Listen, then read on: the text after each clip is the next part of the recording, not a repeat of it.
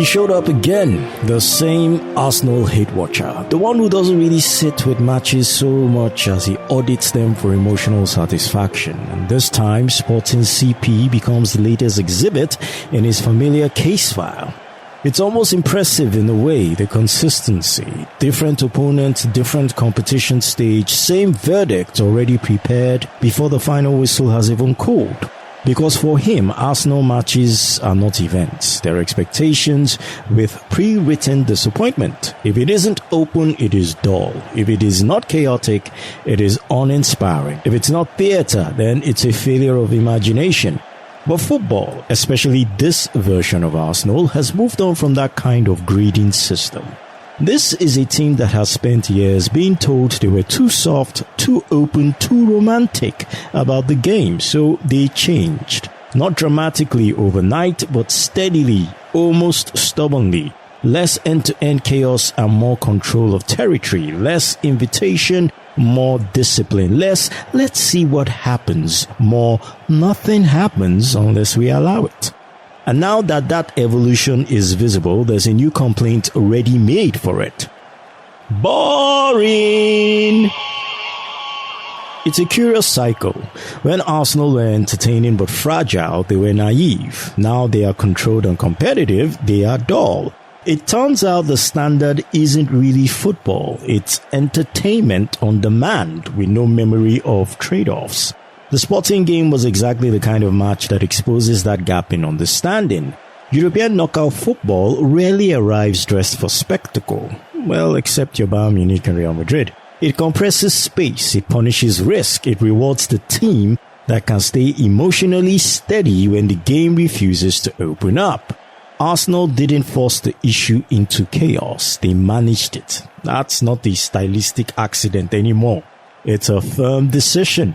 A mature one, even if it doesn't always photograph well. But the hate watcher doesn't measure maturity, he measures mood. And mood in his world has to be loud. What gets missed in all of this is the simple truth modern Arsenal are working with.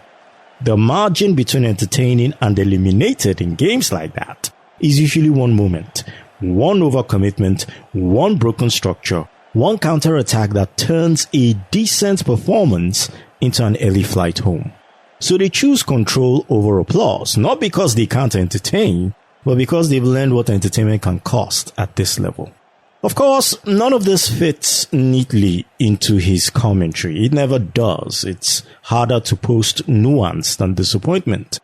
But the season doesn't care about that framing. It keeps moving. And Arsenal, for better or worse, are still moving with it. Still in Europe, still in the conversation, still forcing opponents to play their game more often than not. The hate watcher will be back though. He always is. Just waiting for football to become a highlight reel again instead of a contest.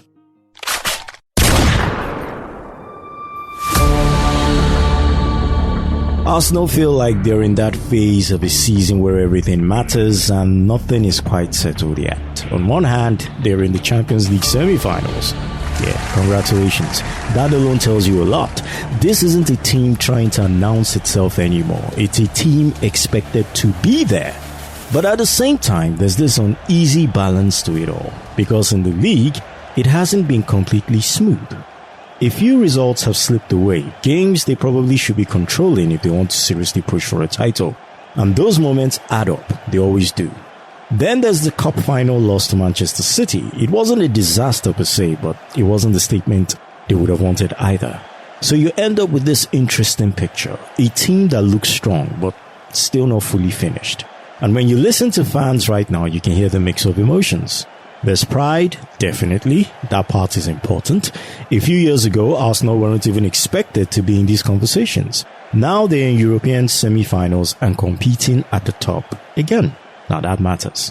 But alongside that pride, there's something else, something more familiar. Frustration. Because people can see how good this team is. That's the thing. It's not confusion anymore. It's recognition. The question has shifted from, are we good, to why aren't we winning anymore? And that is a very different kind of pressure. What makes it even more interesting is how stable the team looks structurally. There's a clear identity now. You can recognize how they want to play almost immediately. Controlled, organized, built on discipline and patterns. But football at this level doesn't always reward structure alone. It rewards moments, decisions, sharpness in the key seconds. And that's where Arsenal are still being tested. Now everything funnels into a defining stretch of the season. A Champions League semi-final against Atletico Madrid, a Premier League run-in where every dropped point feels heavier than the last. This is the part of the season where reputations start to harden. Not from potential, not from progress, but from what you actually deliver when it's tight, uncomfortable, and unforgiving.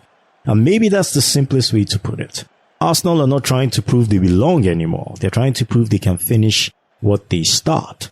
And we're about to find out how they respond when the margins get even thinner.